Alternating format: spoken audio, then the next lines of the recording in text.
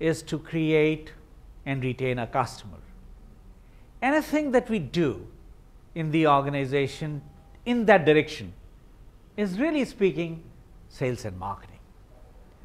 However, when you look at the changing landscape, you notice that just about everywhere the landscapes are shifting. The customer behavior is changing, customers are becoming less loyal, the options are becoming more and more. So, customers seem to be now shifting from one brand to the other brand rather quickly.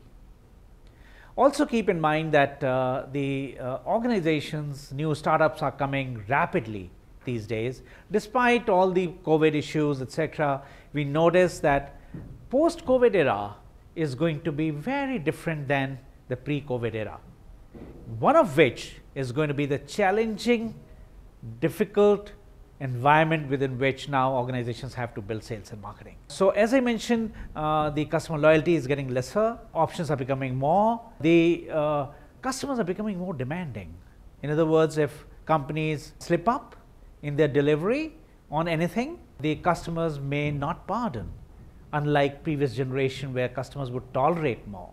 And in that situation, therefore, we have to now build sales and marketing system in the company, keeping in mind that retaining a customer is going to become even increasingly difficult.